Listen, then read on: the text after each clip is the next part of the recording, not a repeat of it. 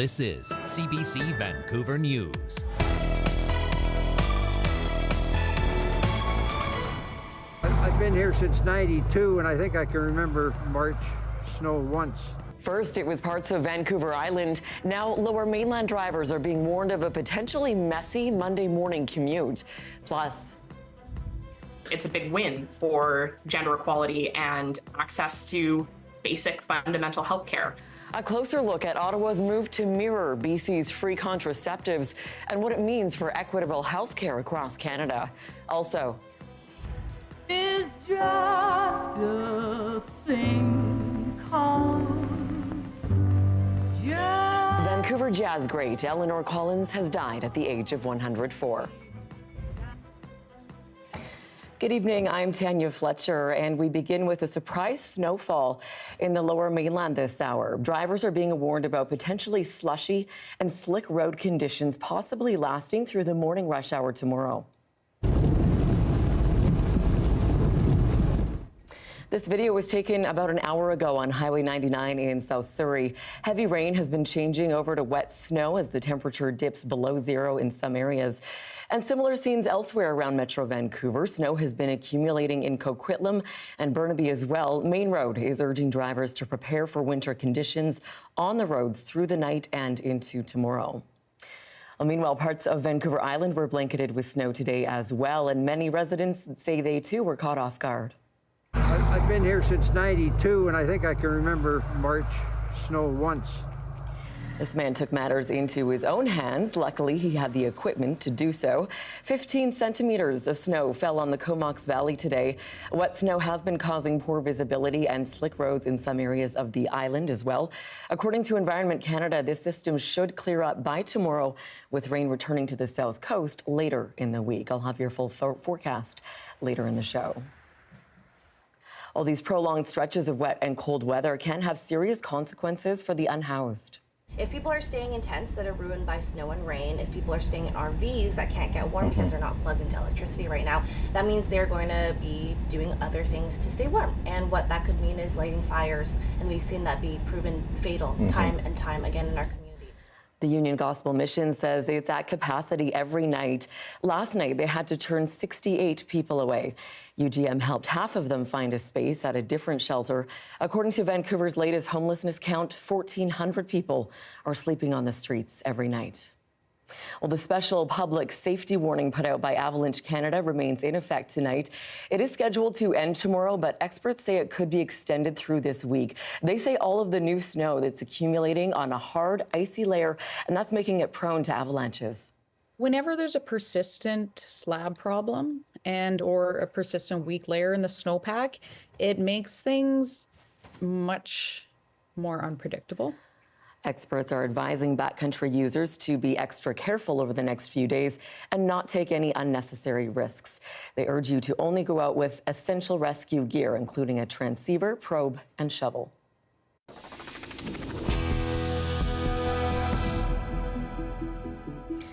The First Lady of Canadian Jazz has died at the age of 104.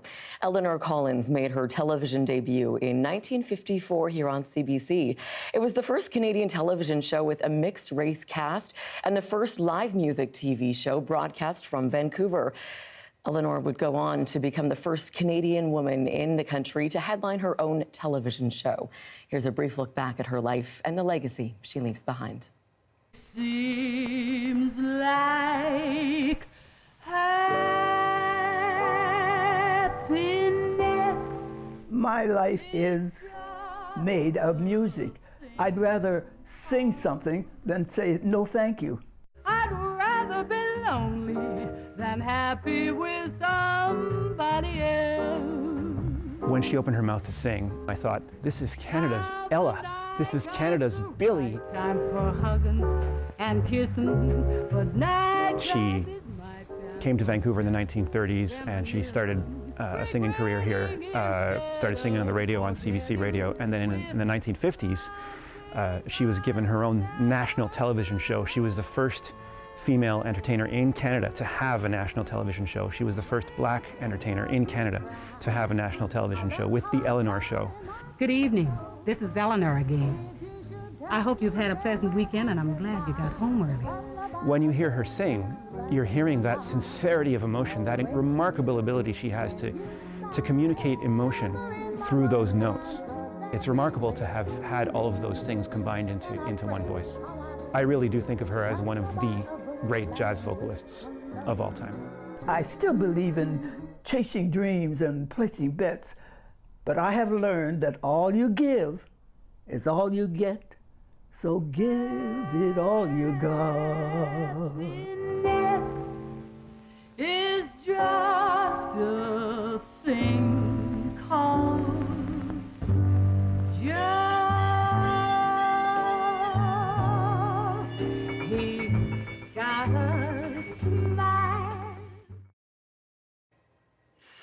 Ottawa is following in BC's footsteps by offering free contraceptives with a prescription. British Columbia became the first province to do so nearly a year ago. Now the federal government is including free contraception in the National Pharmacare Plan. As Janella Hamilton reports, it's being applauded as a big step in improving equitable health care across Canada. Dr. Wendy Norman has worked with both the provincial and federal governments in creating policy change. She says the cost of contraception was widely considered the biggest barrier for British Columbians. The most effective methods were competing with people trying to pay rent or to get food for the children that they already have at home. And they'd be left using less effective methods of contraception or no contraception as their only choice, and facing the risks for unintended pregnancy. In the first 8 months of the program, 188,000 people were able to access free contraception, which is incredible. That's life-changing for a lot of people. The newly announced federal pharmacare program is expected to mirror BC's current coverage. Under the provincial policy, almost all prescription contraceptives are free, including birth control pills, IUDs, implants, vaginal rings, contraceptive injections, and the morning after pill. For the hormonal IUD, which is what I went with, they can go upwards to $500, $550. So it just made it a lot easier to make that choice without having to factor in how I was going to afford it, or how I was, choosing a more middle ground one that may not be what was best for my body. She says the ability to choose alleviates stress and anxiety for women. If the federal pharmacare legislation passes, provinces will have to opt in. We have a couple of provinces who are super eager, want to be on the front lines, want to do this right away. It's a big win for gender equality and access to basic fundamental health care. So these costs continue to go down as the program is rolled out. Dr. Norman says providing prescribed contraception at no cost could ultimately translate to savings of $27 million each year. The prevention of unplanned pregnancy is less expensive for a government than to manage the unplanned pregnancies. In our work in BC, we found that 40% of all pregnancies were not planned. She says the move to expand the program countrywide is a monumental step towards equitable, universal health care. Janella Hamilton, CBC News, Vancouver. Well, friends, family, and members of the community gathered in Nanaimo today in honor of a woman who's been missing for half a year. Sherry Corrigal was last seen in September, spurring RCMP to once again appeal for any clues in the case. Our Claire Palmer spoke with loved ones who believe she is alive, and they're pleading with anyone to help find information that could help find her. Sherry Corrigal has been missing for nearly 6 months. Friends and family came together today, pleading for her to return home. We love you. We miss you. We just want to know that you're okay. We just want you to come home. I wait for the call. I'm her next of kin on her records. So, I believe that she's still with us. I still believe that she is with us. It's believed that Corrigal was last seen in Nanaimo on September 11th at Franklin and Selby, where she was dropped off by a friend. Nanaimo RCMP say they're extremely concerned about her whereabouts. Her foster family says she was known to stay with different friends and family, so she wasn't reported missing until November, despite having been missing for 2 months. I know she wouldn't not message me back. And just because of the lifestyle, I was worried that, nobody would care that she was missing. But there's a lot of people who really care about her. While she lived a transient life, Eastbrook says it's not like her to not be in contact. Friends describe Corrigal as caring and an outgoing person. It's nice. It's nice to see that people care about Sherry, and you know, she does have a lot of friends, and that says something for the kind of person that she is. So. Agnew says that she was a motivated girl with a lot to look forward to. She had many different things she wanted to do. I just never reached it yet. And I mean, there's still lots of time if we find her. She's got a lifetime to reach that goal, right?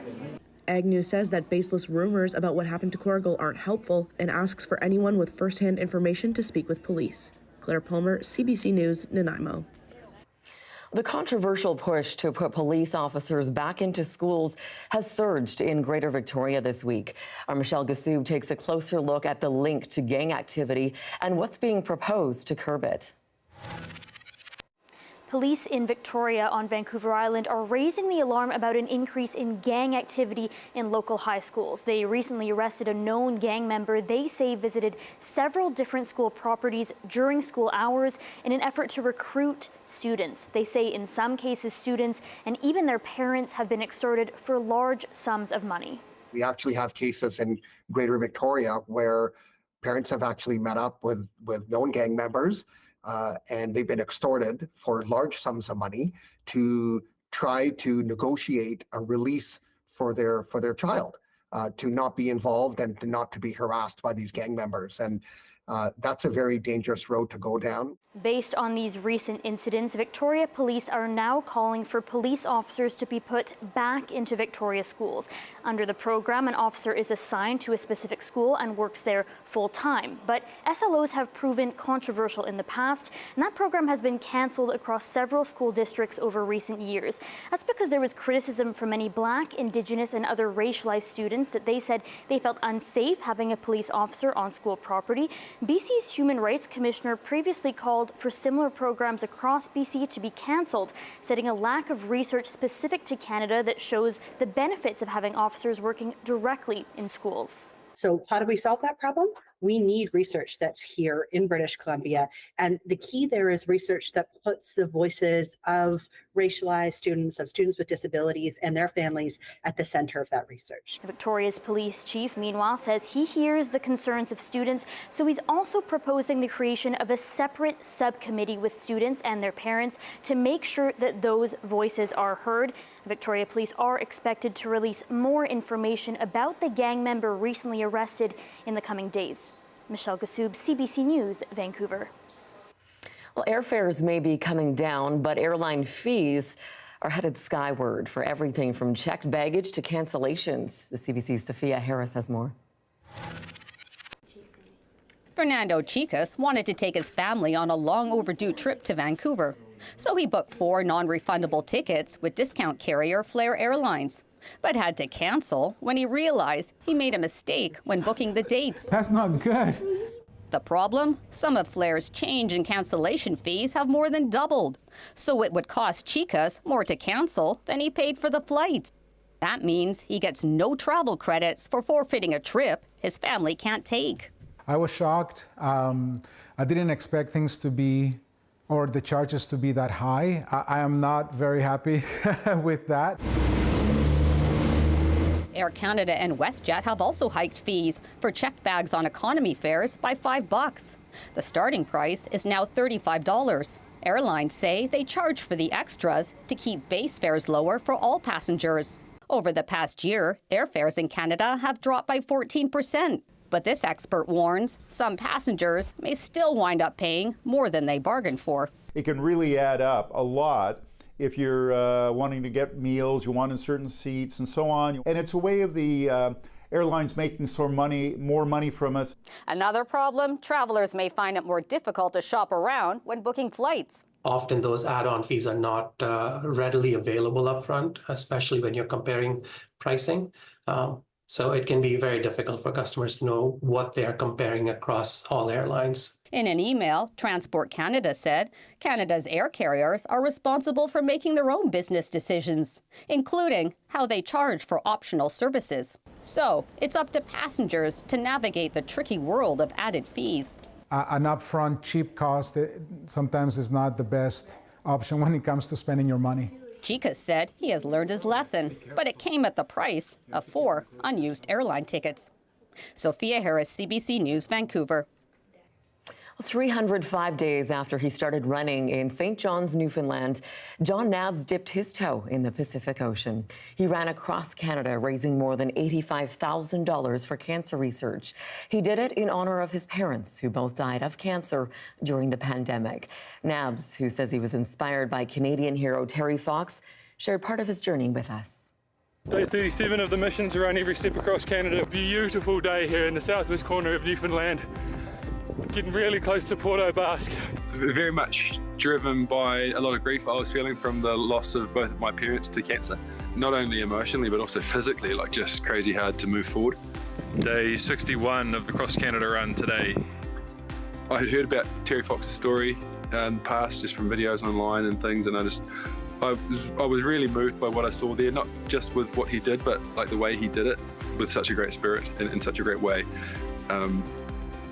Yeah, I was really, really moved by his story, and obviously his cause was cancer research. It's John here on day 117, I think it is.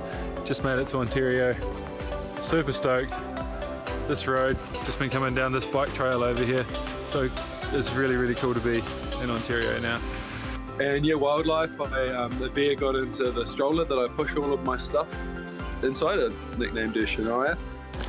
Heading out. Very regular obstacles, challenges, difficulties. The weather, the wildlife. So I was in Calgary when we had the coldest temperatures in half a century. G'day, John here. I'm the Kiwi fella currently running solo across the entire width of Canada. I've had some of the most beautiful compliments and comments I've ever received in my life have come from people that I've met along the way on this journey, just how much this run has touched them. You know, people that have lost family to cancer as well. G'day, John here. I'm the Kiwi fella running solo across the entire width of Canada.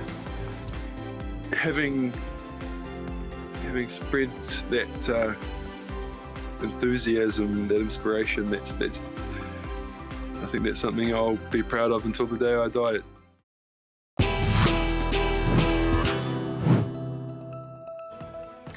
Well, still ahead, natural disasters are striking more and more often, prompting municipalities across the country to pressure the federal government to better protect them.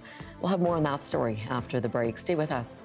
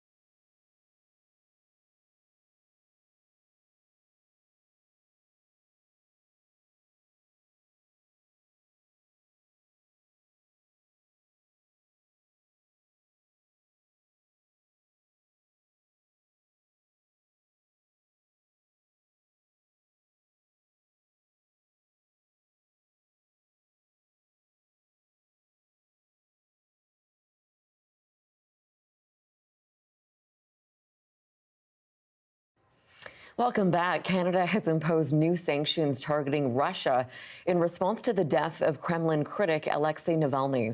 Ottawa says the sanctions target ranking members of Russia's prosecution, judicial, and correctional services. Navalny died in custody last month.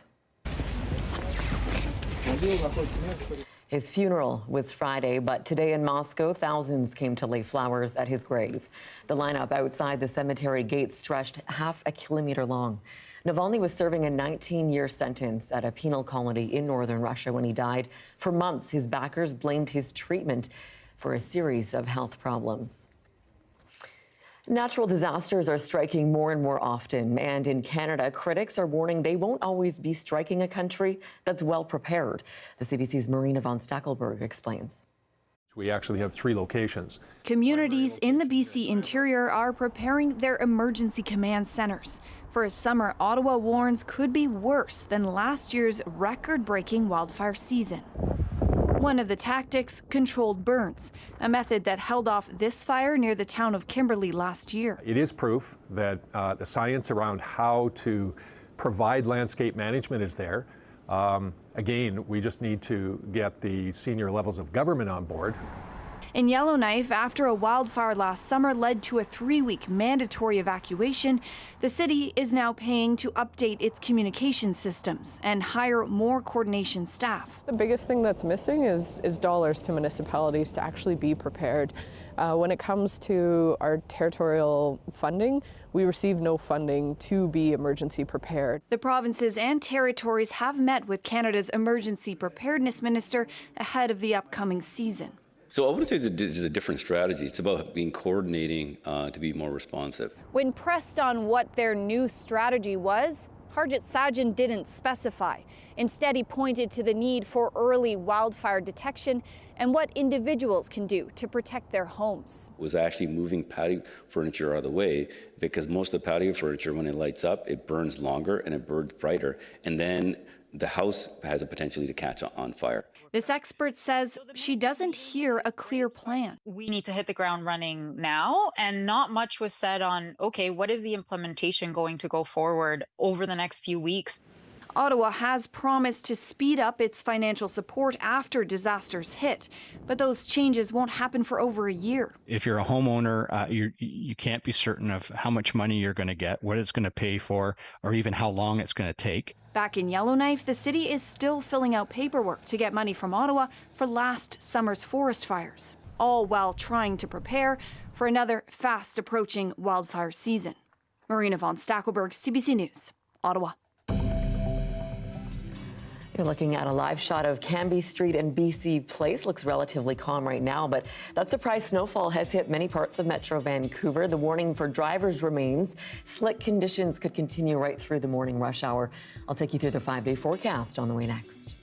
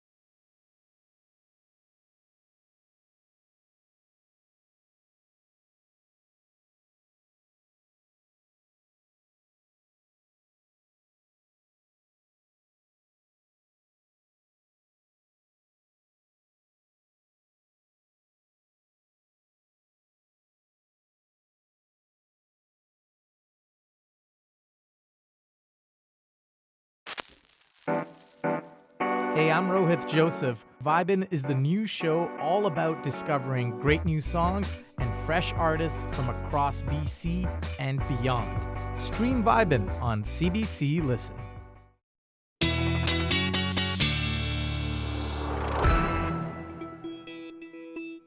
Let's take a look at the 5-day forecast. We'll start with that surprise snowfall. Many areas of the South Coast, specifically the Lower Mainland, are seeing right now, and that will continue overnight into tomorrow. For the most part across BC, we're seeing colder temperatures than normal. Most areas are seeing at least several degrees below seasonal. And up north, that's translating into clearer conditions. That high pressure system is still covering northern BC. That means clear but cold, and that'll continue for the next few days. Meanwhile, in the south, this last system is really taking its time pushing through. You'll see it'll dissipate through Monday.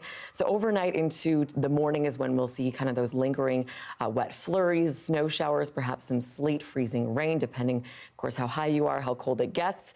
Around that freezing mark, we'll see how that comes down, but that should start to clear out tomorrow into Tuesday and Wednesday as well for some breaks of blue sky.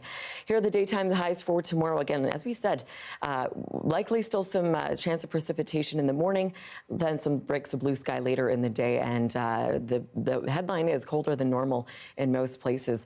Here's the 5-day forecast for Metro Vancouver. Again, wet flurries and sleet that will continue overnight into the morning. It should taper off. Hopefully the rush hour commute isn't too bad, but 2 centimeters of snow is possible overnight in some areas, and windy as well, so could be quite blustery on the roads come morning. And that is your late news for this Sunday, March 3rd. For news anytime, anywhere, you can download the free CBC News app, and you can always find us online. We're at cbc.ca/BC.